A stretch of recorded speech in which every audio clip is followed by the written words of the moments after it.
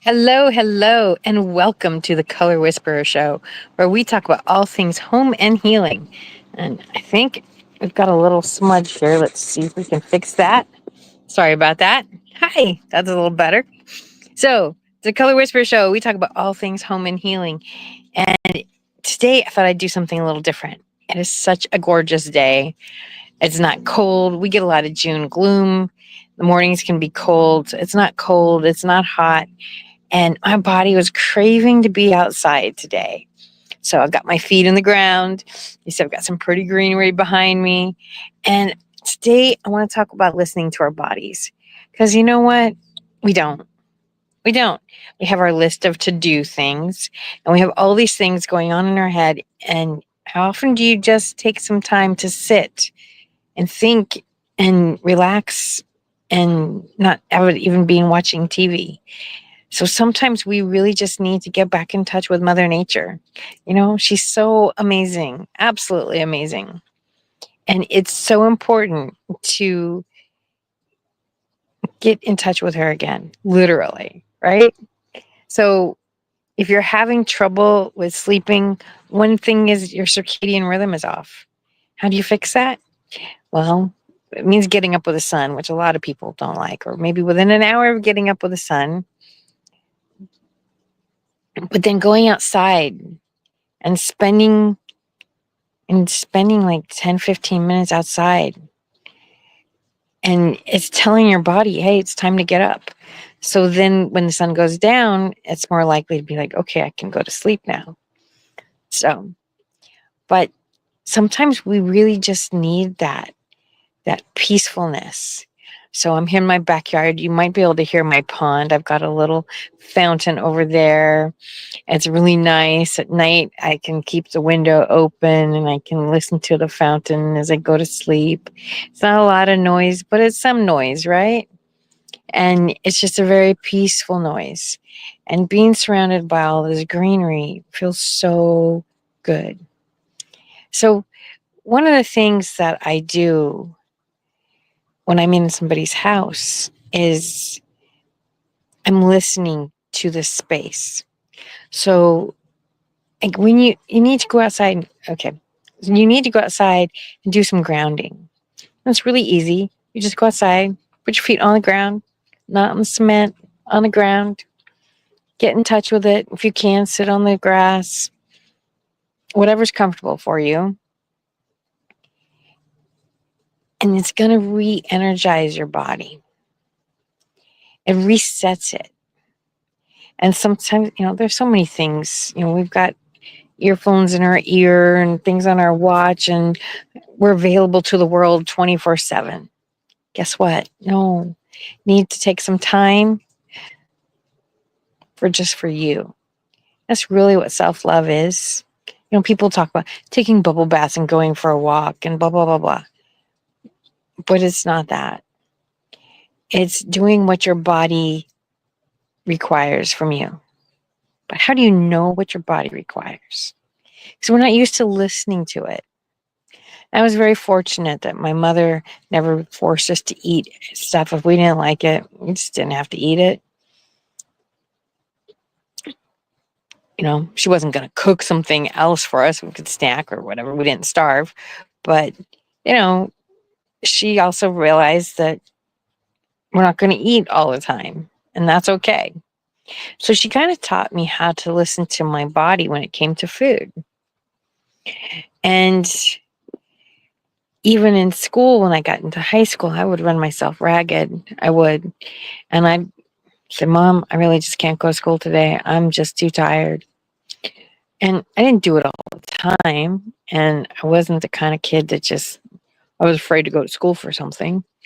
So she knew when I asked for a day off, just because there was a real big reason. And she never said no. She said, okay. I was never one of those kids that has to have a perfect attendance record. I remember the first few times they gave that award, and I was like, well, that's really cool. And then I thought about it some more. I said, who cares? Who cares? It's like, if you need a break, if you're sick, if you need some healing time, who cares about a stupid piece of paper? That our brains, our mindsets, our bodies are worth so much more than a stupid piece of paper that says I was there every day. Anyway, sorry. So let's talk about listening to your body when it comes to your house, because it's not something most people are used to doing. So years ago, I had this client, and I was just starting out actually in my own business, and it really changed how I saw my business, because I knew at that point that it was a lot. It was about a lot more than what was aesthetically pleasing. So I went to my client's home, and we're doing a tour of the house, and we go into mom and dad's room, and there's a twin bed there. I thought, well, it didn't really fit. It wasn't, you could tell it was not there for decorative purposes or anything, it was uncomfortable to move around. There wasn't enough walking room, da da da. So I asked her, I said, so what's going on with the other bed? She goes, oh, my 9-year-old daughter often has nightmares, and so she comes in and sleeps with us. Okay. She says she has nightmares over 9/11. Okay. I said, did she know anybody in the towers? No. All right. So I know there's a bigger issue here, because this isn't just about 9/11. This isn't just about nightmares. There's a bigger issue. And I said, can I see her room? So we went in her room, and the answer was so obvious to me. It wasn't obvious to mom, but it was obvious to me. There was these stripes on the wall. I can't hold the phone and show you the stripes. They're about 8-10 inches wide, really tall, kind of thick, but definitely, they look kind of like the Twin Towers did. Well, it turns out the little girl had dyslexia. And as soon as mom told me that, I was like, that's the problem. We've got these stripes on the wall. She's not seeing stripes like this. She's seen them like this. They're wavering. And they look just like the towers did right before they fell. No wonder she's got nightmares. It's not grief from 9/11. It just didn't end for her. And I explained to mom that yellow would actually help her to learn better, because yellow is a color that helps us to learn. And so for people with dyslexia, they're struggling to learn. And the yellow is going to ease that. And I explained that to mom, and she says, she spends so much time in her living room, and there's a lot of yellow in there. We can't get her out of there. So this little girl was young enough to be able to listen to her body, even though she didn't know what it was saying. She knew how to fix the situation. At least her body knew how to fix the situation. And it was so incredible. And I've often thought, like, how many pills would she have been on? How many therapists would she have gone to? This little girl, she'd already suffered for 4 years. Over what this was doing. And she could have grown up thinking there's something wrong with her. But there wasn't. She just had dyslexia. That's deal withable. And all they had to do was paint the room. So it might have been years. Maybe by the time she was a teenager, maybe never. Some people paint their kids' rooms once and that's it. So I tell people, if you can pick your colors with your gut, it's most likely going to be right. Most people don't know how to do that. That's what I tune into when I'm in a home. That's where the whispering comes in. I tune into the house and I feel And I'm like, okay, what do we need here?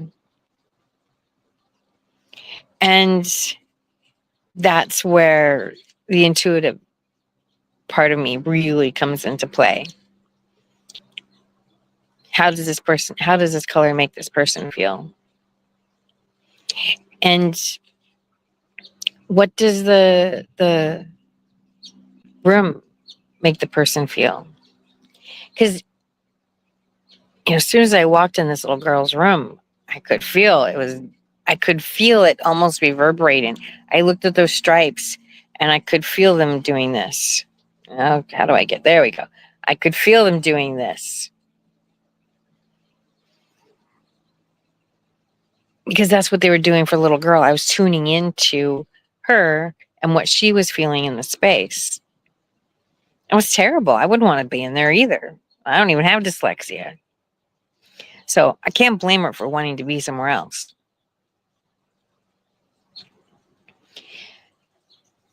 So if you are able to listen with your gut and say, this is the color that makes me feel good, most of the time you're going to be right on track. And a lot of my students that I've had over the years, a lot of my clients that I've had over the years, they'll come to me and they'll say, Jeanette, I'm suddenly craving green. I never liked green before, but now I love green. And I'll ask them, so what's recently changed in your life? They tell me. Or maybe they'll say, oh, I'm suddenly craving red. And I'll say, oh, what did you fall in love with recently? What did you fall in love with recently? Oh, I'm suddenly craving blue. So they'll come to me and they'll say, oh, I'm craving this color. What does it mean? And I'll tell them. And I've had people say, oh, Jeanette, you're psychic. Okay, do you have some psychic tendencies? But that's not what I was focusing on when I was having those conversations. Was focusing on was what the color meant to them. And, I'm very intuitive. I can't take that away. So maybe I was pulling some psychic energy and saying, well, what about this? What about this? But my techniques that I use, they're so ingrained in me. I don't think about them. They just are. I've learned to trust them. Another client I had, it was an old house built in the 30s, and the bathroom was kind of burgundy and pink, which was really popular in the 30s. And they had a son, and neither one of the adults were really into the pink. And I said, well, what can we do? We want to tone down the pink. We don't want it to be so frilly and feminine. We want it to feel more masculine. Can you help? I said, yeah, sure. So I went over there. We picked out 3 or 4 different colors of kind of desert pinks. So there was still some pink, but we got some more browns in there. We got it more grounded, more masculine. And then what we did was I took all these colors and we did this Mondrian collage type thing over the bathtub.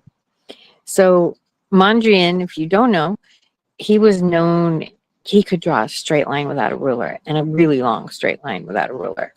All of his artwork is very geometric. It's lots of squares and stuff like that.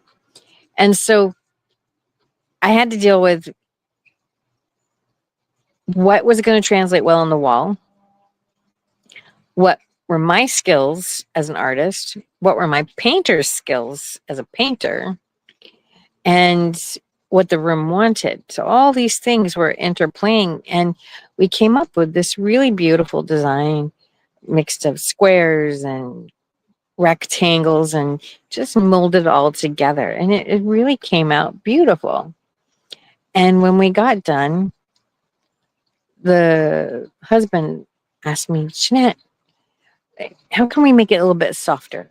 Can we put some curves in there somehow? And I thought to myself, How can we do that? So I started walking around the house, just feeling the house, saying, okay, house, how can we add some curves in there? Meanwhile, a colleague of mine was in the other room and he heard him and he says, why do you want something soft in there, something curved in there? Everything in your house is square. It doesn't make any sense. Now, I had picked up on that, which is why I did the squares to begin with, but it wasn't up here. It was in here. And so by walking around, I was looking for something that would inspire me with some curves as far as how we were going to put some curves in there. So we ended up doing, it was kind of an elongated yin yang symbol, which was kind of interesting. It wasn't quite as curvy as the yin yang symbol, but again, what I could deal with, what my painter could deal with, what we could draw, it worked out and it really came out just beautiful. So that's when I say I'm designing from intuition. I'm designing, I'm designing with my gut. I'm trying to figure out what your gut is saying. So the wife, she really loved all the squares. I think she had more say in the design than he did. Often that happens. So anyway, he was thrilled with it. He was like, yeah. And this guy had used to be a dancer. So he was very in tune with his feminine self. So anyway, but having that intuition, being able to design with my gut is so important. So if you can touch into that, what does your body need? What does your body feel like? And it takes a while to get used to asking your body, what do you want today? What do you want to eat? What room do you want to be in? What color do you want this room to be? Do you want to be outside? Do you want to be inside? Do you want to go somewhere? And your body may even kind of go, what? You're asking me? You may not hear the answer right away because your body's not used to being asked. But the more you do it, your body will say, hey, this is what I need right now. This is what I desire. I had a coach one time and they said, don't ever use the word need. I know I've said it. But we say, I require. We don't say I need. I require. You don't say I want. It's I desire. So by asking your body what it desires, doesn't that feel much more juicy? Really beautiful. It's like, oh, what do I want? Well, want implies lack. So when we say I want something, it implies we don't have it. What do I desire? You can just feel the energy of that word. It's so much more open. It's so much more inviting. So what are you inviting into your life? Who do you get to be for the next hour, for the next day? And we don't have to think too far in advance. Just like sometimes it's just who am I going to be for the next minute? There's so much angst and anger out there and so much hate. Oh my gosh. I go into Facebook and sometimes I'm just like, oh, why do I even look? But I get sucked back in. I do. And I'm always looking for messages for the business. And, so there's an element of, okay, I have to be on there, but sometimes it's really not pleasant. There's so many people angry. And you know what? I don't even think they all know why they're angry. I really don't. I think people are just, it's so trendy to be full of hate. And it's not good for us. It's not good for us at all. It literally will cause illness. Literally cause illness. And there's so much cancer around right now.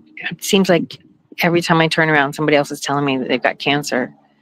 And oops, I'm on my phone outside.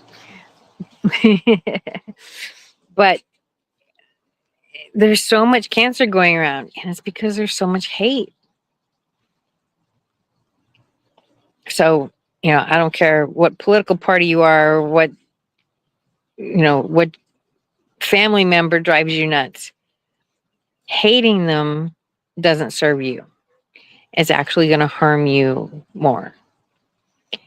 So, if you are in a situation where you're just stressed out over somebody, listen to your body. Say, what does my body require in this moment? Do I need to just do some meditation? Do I need to go for a walk? Would I like to go for a walk? Would I like to go meditate? Would I like some food? What is it your body requires? It takes a little while to listen to your body and understand that this is what it's saying. Once you get the hang of it, you're going to find a whole new world in front of you, because you're going to have more energy. And just like this little girl who was being stalked by her room, can you imagine? Mom had created a wonderful little girl's room for her. It was very cute. I can't say anything bad about it other than it wasn't the right room for her little girl.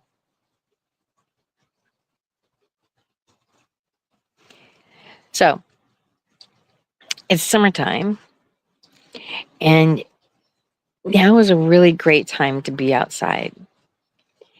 It's so beautiful.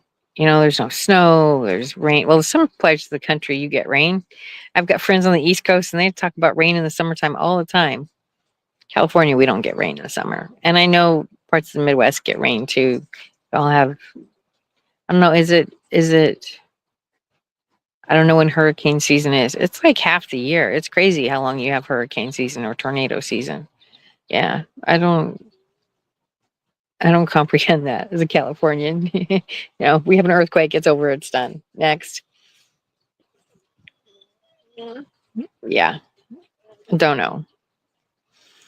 But yeah, you guys have a whole season for your natural disaster that just kind of boggles my little brain. But one of the great ways you can expand your house is by building an outdoor room.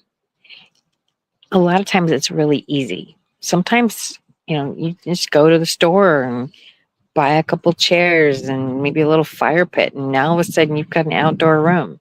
Maybe you buy a canopy for it. Maybe you add some lights. It doesn't have to be expensive to be comfortable, to add more space onto the house, but it allows you to be more in touch with nature. It allows you to enjoy this amazing weather that we're having right now, and allows you to get back in touch with Mother Nature, because she's so amazing. Absolutely amazing. And if we get some strength from her, and that gives her strength too, right? She wants to care for us, right? She is a mom. So being able to be in touch with her, getting the sun in on your face, getting the wind going up against you, all of these things are important for our souls, for our bodies, for our minds. We're not supposed to be inside all the time. I'm a George Michael fan. Let's go outside. Okay, I know that was a different meaning for him, but the song just went through my head. I can't help it. So anyway, let's go outside into the sunshine. Okay, I gotta stop.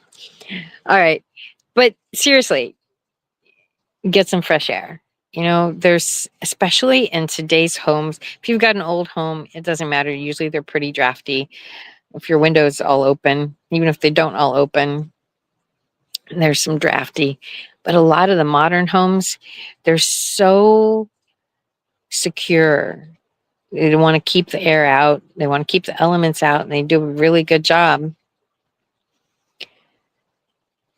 but they also keep all the air out. So then you've got all the stuck air from the AC, from air fresheners. Air fresheners are terrible for you, absolutely terrible for you.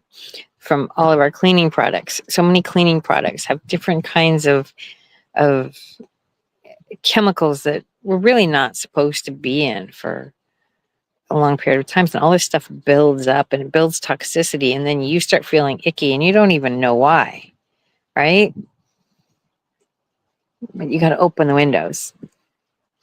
And I know in the winter that may be kind of hard to open the windows, but right now it's easy.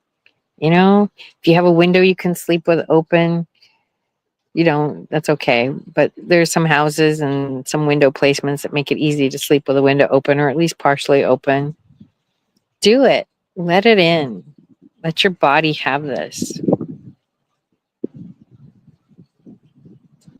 It's very important for us to feel the different elements, you know? And if you're doing it all year round, then you really do get to enjoy your seasons wherever you live and whatever that looks like for you. You know, going for a walk in the snow can be really beautiful. I was in Colorado in March, end of March, and it snowed right before I left. And I was amazed. I'm like, you know, it wasn't okay for a California girl, it was cold, but it wasn't a bad cold. You know, I had somebody, you know, tell me that, oh, it's a dry cold. A dry cold. What does that mean? I found out what that means, and it means it's not, you know, that damp can get into your bones. It can be terrible. But the dry cold, it's cold, but it's not miserable cold. And it was probably around 50 degrees. So, you know, it wasn't 3 feet of snow. You know, I wasn't there in the dead of winter, but it was beautiful. And going for a walk in that would have been absolutely lovely. It was snowed on the day that I left town, so I didn't get to do that, but it would have been absolutely lovely. Hey, Mark. Hey there, it sounds great and everything like that. As you were describing your wonderful weather, I was thinking to myself, can you send some of that weather here? Because we've been having the middle of a heat wave and everything like that. So I've actually been in the house because we've been dealing with temperatures close to 100 and all along those lines. So we're not really liking the heat and being outside when it's 100, even though it's supposed to be a break in the temperature, I think later on this week and maybe even early part of next week. But yeah, a lot of folks have been dealing with the heat wave that we're in the middle of. So it is definitely a heat wave here, not just in North Carolina, but I think around the southeast and maybe even up around the East Coast or near New York and places like that, and even I want to say in the Midwest. But there's been a definite heat wave in every place but California. Y'all are doing good. Oh, we'll be there soon. It's been, I mean, today is easily going to get over 80. We might be pushing 87, 88 today. Right now it's nice, but it will get warmer. We have had a couple hot days, but you know we're running out of June gloom, and pretty soon it's going to be 100 degrees, and but we don't have the humidity, and you guys do, and I don't know that I've ever been in 100 degrees with humidity. Um, I don't think I've been in that. I know 100 degrees without humidity is pretty bad, so I'm sure it's worse. Yeah, it's not pleasant and everything. You were talking about houses and how they can send you signals and all along those lines. It's not just houses. Institutions can send you signals as well because part of the reason I'm here today and I'll be here, well, I'll go to the center tomorrow, is that we've been closed for 2 weeks or something because there was some leakage in the building and the towel fell in and it literally fell in the one of the ladies' restrooms and all along those lines. So the pipe was very significant. So sometimes the building's like, wait a minute, if you're not going to take care of me, I'm going to tell you that you need to take care of me and send you like a serious notice that you need to take care of me and everything like that. So I know that the people that I work with, they've been getting their plumbers in and getting other people in to do the repairs, and there'll probably be some renovations that need to be done because it is an old building. It's 100 and something years old, almost 150 years old, I want to say, because it was built in '91 and everything like that. So it's an old building and everything like that, but it was definitely sending warnings that it needed some tender care. Well, it needs some TLC. Every homes need TLC. I've lived in my house for almost 30 years now, and it's like, my kitchen floor started coming up. It was Right. just peel and stick tiles because that's kind of where we were when we did the kitchen, and now it's coming up, and I've been having a devil of a time trying to find something I like, because I'm not finding a lot of what I like. There's a lot of gray out there, and there's a lot of beige out there, and I'm not a gray girl, as you know. No. And I really want something more interesting than beige. And there used to be a lot more. I'm looking for luxury vinyl tile, and there used to be a lot more in that, but it's gone to the way of plank. But I've got wood floors in my house, so I don't want vinyl plank next to the wood floors. It just is going to look silly. So, a house, it Yep. needs attention, and if you don't give it attention, guess what? It breaks. Yep. Houses would. They're just like us. If we don't give ourselves the right attention, we break. Yep. We break and everything like that. Oh, the other thing I was going to tell you, and I was going to share that with you. I think I mentioned it to you the last time I saw you, but me and my brother and my nephews and my brother's girlfriend and her two kids, along with Linda, or as I like to call her, Dad's Lady Love, got together on last Friday, so it would have been a week ago today, and everything. And we went to a New Orleans restaurant here in North Carolina and Nice. celebrated Dad's 85th birthday. So Dad turned 85 last Friday and everything like that. So we had a great That's time. And awesome. yeah, we stuffed ourselves because they started you off with appetizers. Then you got to have dinner. I think mine was gumbo and scallop, if I remember correctly, and everything. Some people had shrimp and grits. I think my brother had rabbit, even though we were teasing him because we couldn't figure out how much rabbit was in the rabbit and everything. And then definitely at the end, it was a smorgasbord of, I think that's the word, the way you say the word, of desserts, because it included key lime pie, banana pudding, beignets, which is a New Orleans dish, and 4 or 5 other things. It was just a smorgasbord of desserts. So we had plenty of desserts to go on in that dinner to celebrate Dad's 85th birthday. So Dad, That's really like I said, beautiful. Dad is now 85 in a week. Yeah, I we had a went good time. to Glad to. Well, happy birthday to Dad. Now, I love New Orleans food. Oh my gosh. I got so spoiled when I was in New Orleans. I got to eat some really amazing places. Although one of the best places I've had New Orleans food, believe it or not, was in Las Vegas. Oh wow. And so I think it's called Lola's. It's off the strip, but oh man, is it good. It is not for, if you're on a special diet, you do not go there.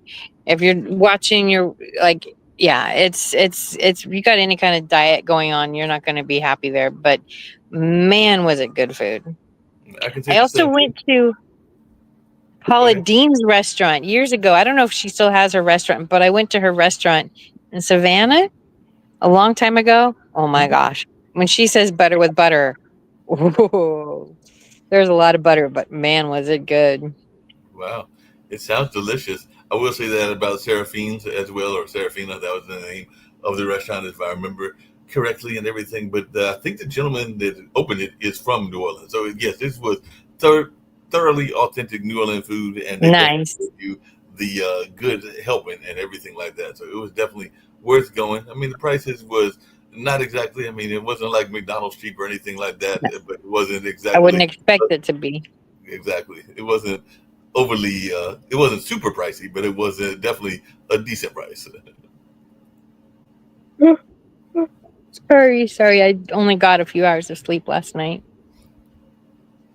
So Only a few hours of sleep. Have you been hearing any? Because I think I told you, or might have mentioned it on one of the past shows. Because my friend is going to do a bird watch on tomorrow. Hopefully, the weather will cooperate and it won't be too hot. But he's going to do it in the morning. But he turned me on to this app called Merlin, and I've now got it on my phone, and you can hear and identify the different bird species and everything. So I'm imagining that even where you're at outside, that you're hearing different bird species. Because I was actually surprised at some of the ones that I heard. Because I know that when I headed on late night one night, it detected an owl, and it also detected some birds that are not necessarily native to this part of North Carolina. Like I think one time it detected an egret or something that would be more like a seafaring bird, but it might have been making a detour or something like that. But then, of course, it had the doves and the mourning doves, as well as the robins and the ones you would expect in the South, like the sparrows and the wren and everything like that. I didn't realize that mourning doves, literally, because I know that that was part of different songs and poems, but it is true. They come as a pair. If you see one, there's probably another one nearby. Otherwise, it's probably not something's going wrong, because they do come in relationship pairs. So if you see one, then you will probably see the other one nearby. So they have to Interesting. hang out as a couple.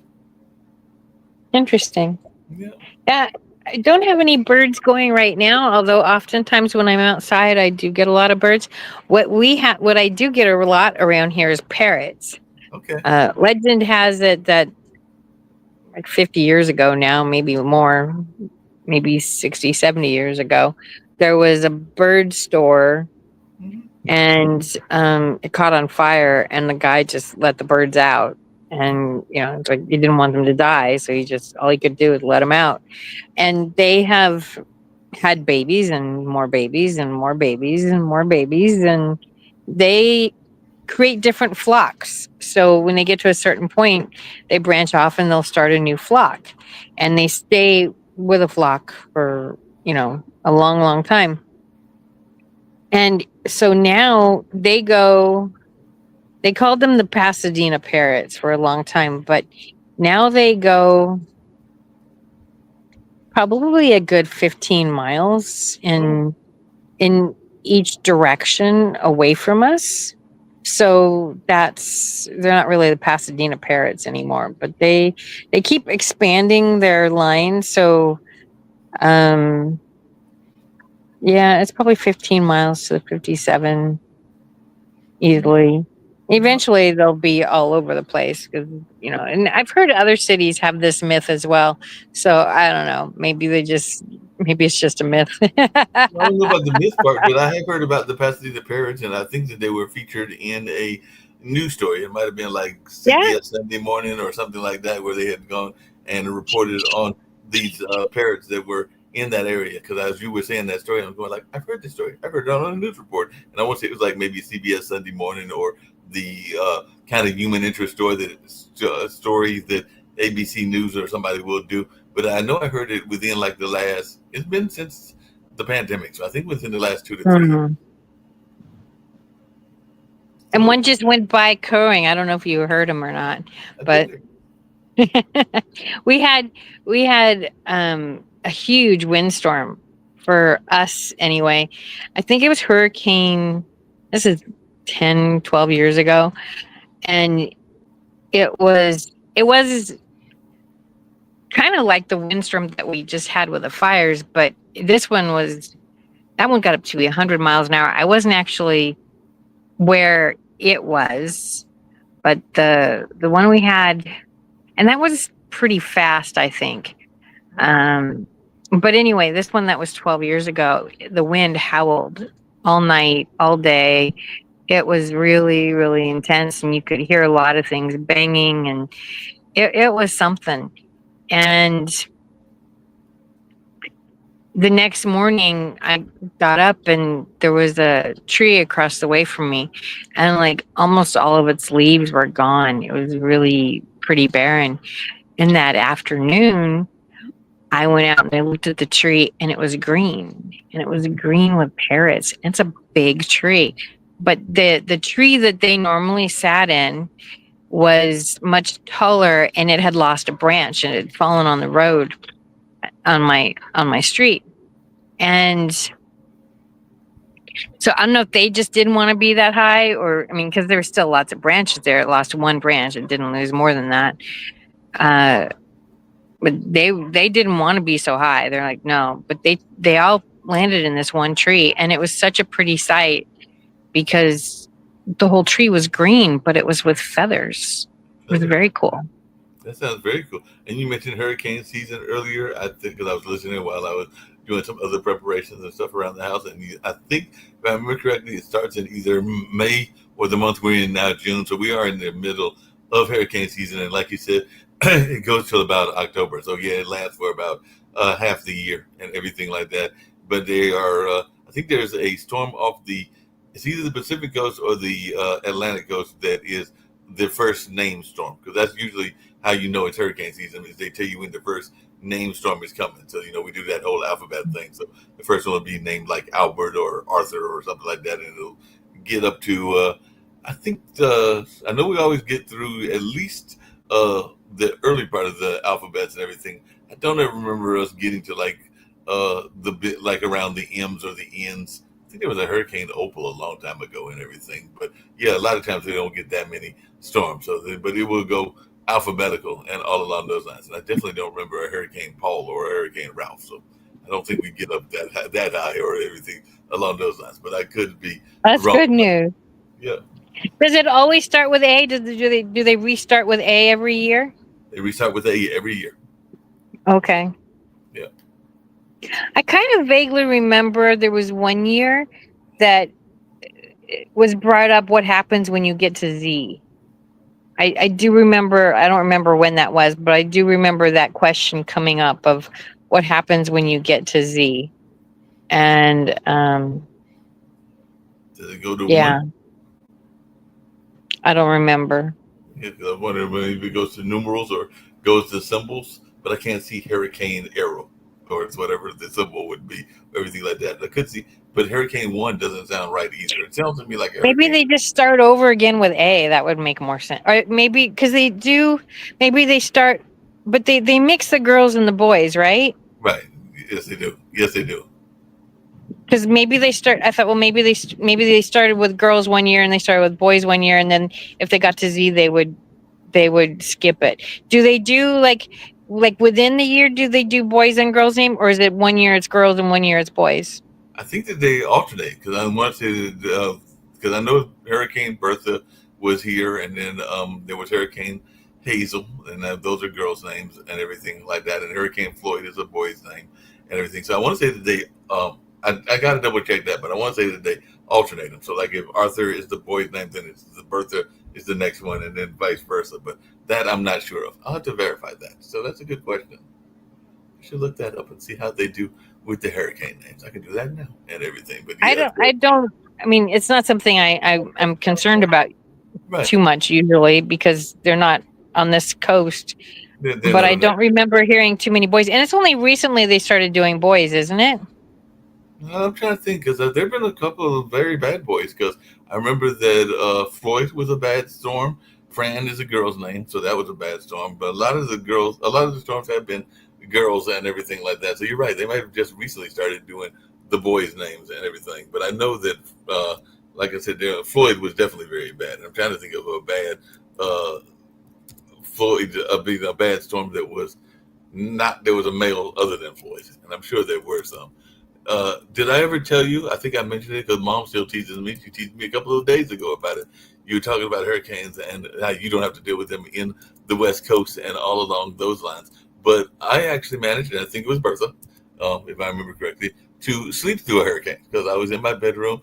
That we knew there was bad weather coming. I went to sleep, and when I woke up, Mom showed me the stuff that was around the house that had fallen down while I had been steady sleeping and everything like that. But yeah, I managed to somehow sleep through a storm. Don't know how I did it, but I managed to sleep through a storm. And Mom still teases me because, like I said, I think it was a few days ago she was teasing me. She said, "Like, yeah, you slept through that." Well, I've slept through many little earthquakes, but not a big one. So You slept it's through so many funny. earthquakes. I've slept through some many little ones. It was so funny. I lived in England for 6 months, and there was one day that the radio said it was hurricane winds, but it wasn't a hurricane. Little California girl. I'm like, what the hell does that mean? So I went to go ask my friends, and they're like, oh, Jeanette, it's just wind. Don't worry about it. I'm like, well, it's not just wind. And I lived on the fourth floor, and that was the top floor. And I'm seeing huge chunks of the roof coming off, like huge, massive pieces of metal, like 3 feet wide. And I was just like, I went into my English friends and I was like, what do you guys do? What do you do? Like, there's major parts of the roof flying off. That's not a good thing. And they're like, oh, Jeanette, it's just wind. It will die down. It's no big deal. And I'm like, no, but the radio is saying it's hurricane style winds. Like, I'm thinking you got to duck and cover. You got to do, like, what do you do? And you got to prepare something. You got to do, and she's like, they're like, no, Jeanette, it's just wind. It'll go away. Don't worry about it.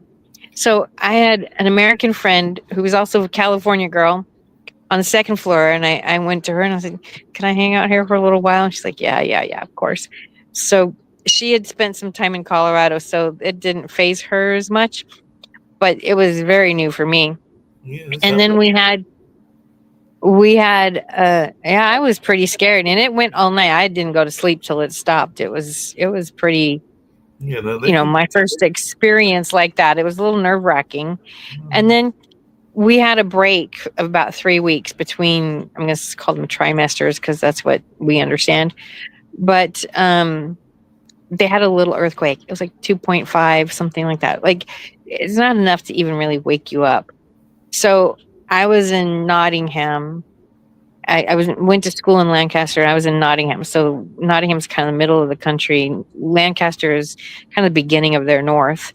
And, it's 2 or 3 o'clock in the morning, and I feel this little shake. I'm like, oh, it's an earthquake. It's just, and I'm waiting. I feel the shake, and I'm like, oh, okay, is it going to be more? No, okay. And like, I didn't even bother opening my eyes. It was so little. And, a week and a half later, I go back, and my English friends are all there, like, Jeanette, did you feel the earthquake? I'm like, yeah, it was baby. The earth moves. It does that. It was just a baby earthquake. No big deal. Yeah. No, I remember we had a baby earthquake in North Carolina and everything. And by the way, I just looked up just because I was curious and everything. And apparently there's only 126 names. There are 6 lists of 21 names, and each list is repeated every 6 years. So the names are updated by the World Meteorological Organization and chosen to be noticeable. They're of English, French, and Spanish origin, and you can't get retired. So if a storm causes massive damage and fatalities. Yeah, like there's no more Katrinas. Well, apparently Katrina hasn't been retired, but there are no more Beryl's, Helene's, or Milton's. And that's right, because Katrina was a hurricane. I'm surprised Katrina hasn't been retired. Maybe she's been retired, but they just haven't told us. But there is definitely. I think those are just old names, because I mean, like, again, I don't. It's not something that would compute, but Katrina I know about. If it was bigger than Katrina, I think I would have heard about it. And these were old storms. I remember Milton was old. Beryl might have been even before I was born and everything. So these are like storms and everything. Just in case anybody's wondering, and maybe they think that they'll get some pride being named after hurricanes. The hurricanes this year will be, and it does look like they're alternating and everything, but the hurricanes this year will start off with Andrea, Barry, and I do have a friend named Barry, Chantel, Dexter, Aaron, Fernand, Gabriel, Humberto, Imelda, and Imelda was a past storm. I do remember that. Jerry, and Karen. So Karen's going to get her own storm. Karen's going to get her own storm. She's going to be a bitch. You know that one. Lorenzo, Melissa, Nestor, Olga, Pablo, Rebecca, Sebastian, Tanya, Van, and if we get up to the W, it will be Hurricane Wendy. What about X, Y, or Z? Do they have anything for those? It did not have anything for X, Y, or Z because it's VW. Oh no, they stopped at Wendy. It says 21. That's right. So it said it's 21. It's 21 that they alternate every year and everything. So they stop at X, Y, and it looks like they must have skipped some letters because that's not 20. That's because did they say 21? Yeah. So I'm trying 21 XYZ. You'd have still a couple letters left. Yeah. So I'm trying to think of what A, B, C, D. Maybe there's no Q. H, I, J, G, L, M, N, O, P. No Q. R, S, T, V, W, X, Y, Z. That sounds like 22. So, but maybe I'm missing counting or something. Q is definitely missing. Q is missing. U. No U. No, you. No, you. I wouldn't think that's so hard of a name to come up with.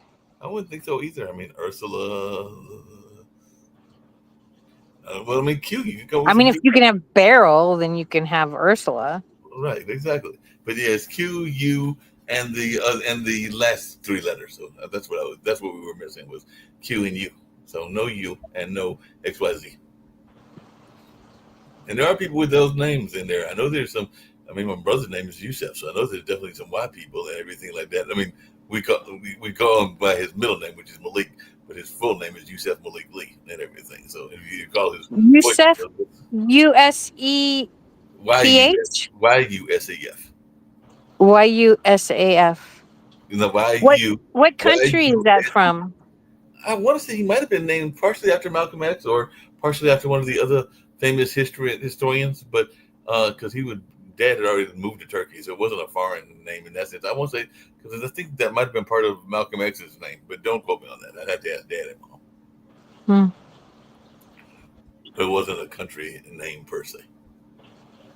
But yeah, he goes by the middle name because even if you call his voicemail, this is the home of Y. I think I don't even think he says Yusef. I think he says Y Malik Lee. So he just got it. Hmm. But that's what the Y stands for. Well, Malik is a cool name too. Yeah, he likes his name. But we also like Julius and Langston. And they were there, and I now have an idea of what they want to do because I asked mom. It seems that the older one, which is Julius, wants to go into either law or being a lawyer or a politician, political science. I heard you talk about politics earlier, but he would be more like a good politician and everything. And then I think Langston wants to go into computer science, or I might have him vice versa. But one wants to be a computer science, and the other wants to go into politics and law. Well, I don't think AI is going to get rid of politics and law, so that's probably not a bad thing. Hopefully, he can be a better politician than a lot of what's out there. Yeah, hopefully. And like you said, it won't get rid of law for sure and everything. And um, what's the other one? I said, well, computer science is AI is going to need computer scientists for sure. So I don't think that AI can get rid of that because it's going to be needed some people to run it. Yeah. Yeah, I saw somebody, oh, AI is going to put us all out of jobs by 2026. I'm like, well, I don't think it's going to happen that fast. But No, you know what? The thing is, like, I've had a couple people ask me, am I afraid of AI? And I'm like, I'm really not. I mean, AI can give you a picture, but they're not going to be able to, and they probably can resource it and stuff like that. But what people hire me for is for the attention. They right, want somebody to do it for them, and they desire the assistance and the personal touch, and that person's not going to hire AI.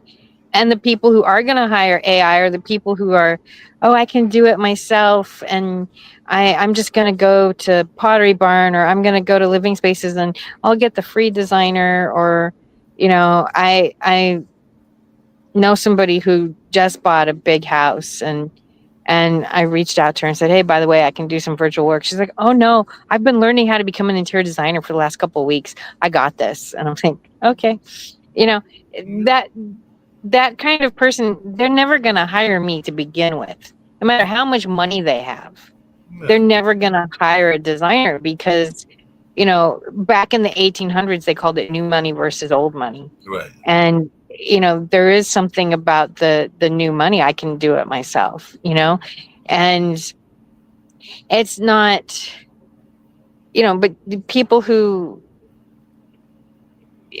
there's, but there's, it's a time thing. It's people who don't have the time. AI is not going to fix that, you No, know?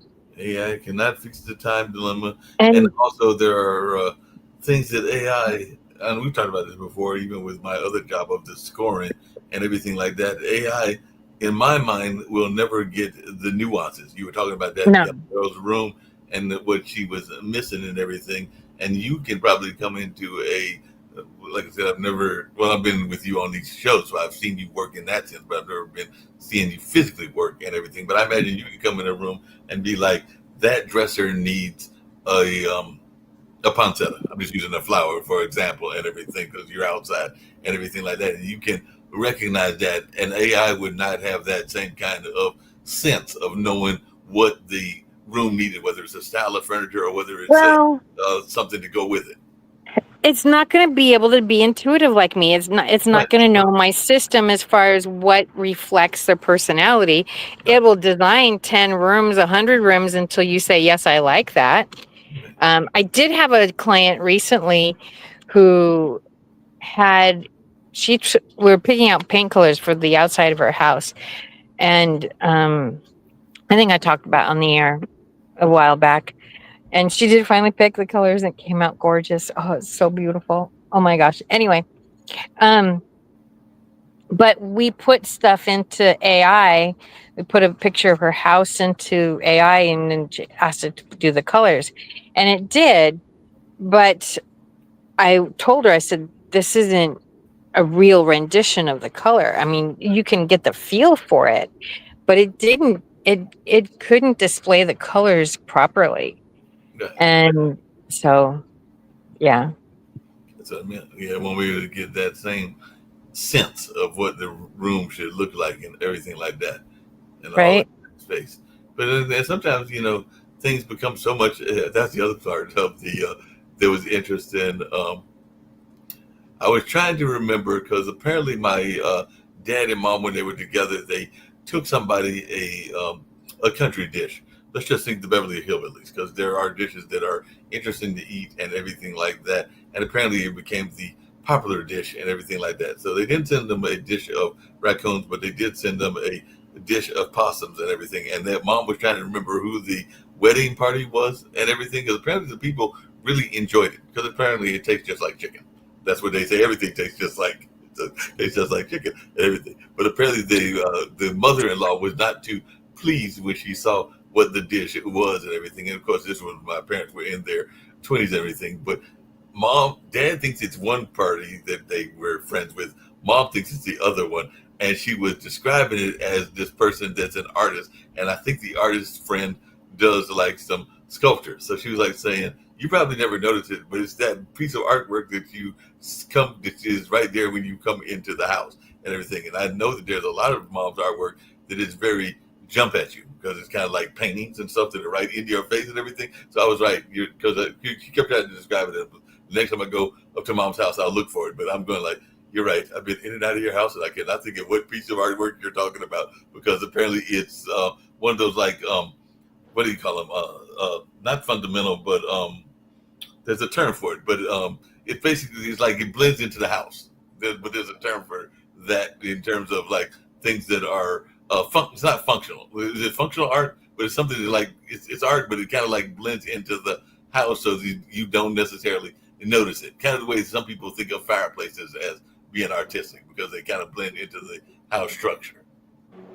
But there's a term, but it might be functional art or something like that. But there's a term that'll come to me later. But it basically means that it's so um, unless it's something that's appealing to you and your artistic sense, other people might just bypass it because it kind of fits into the decor, like it just blends into the decor and everything like that. And there's a lot of artwork that's like that. It just blends into the house decor, whereas other things that are like a painting or like this Buddhist thing that I have on my wall, they jump at you because you see them when you walk in and they are plainly art pieces. Well, speaking of art, I think it's time we have some art with our food and get some really good spices. We will do that with And spices. let's get creative with our food and eat something healthy today. That sounds like a great plan. So let's get with Kindred Spices and everybody out there, get those spices and get creative. Another great show, definitely. I was enjoying your stories as always. And I don't know that we'll see you next week because next week is 4th of July. So we might take off next week and then come back on the 11th unless you had big plans that you wanted to do the 4th of July. All right. Cool. We probably won't do it next week. That's what I was saying because that's 4th Yeah. of July. All right. Yeah. So we'll be back on the 11th. All right. Thanks. Bye. You know how people love to enjoy food and don't understand how to flavor their food or how to replicate a meal? They're interested in supplements but don't know where to begin? Well, what I do is I take the guesswork out of enjoying flavor and wellness with my flavorful spice blends so that they can create delicious meals with healing benefits.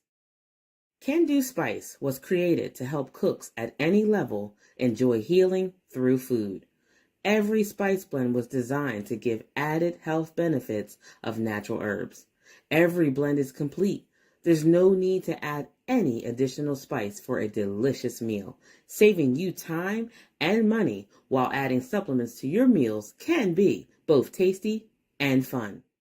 My earliest memories in the kitchen began with my father, Kenny Can Do Bond, so it was fitting that I would name this line after him. I have always looked to natural remedies to supplement the body, and I found myself hiding herbs and minerals in foods for my family. That's when it hit me. Everyone needs Can Do Spice. Everyone should be having this. It's an exclusive brand for cooks at any level who want to create flavorful dishes with healing benefits that can satisfy the body and soul. Add a little spice to your life. Give Can Do Spice a try.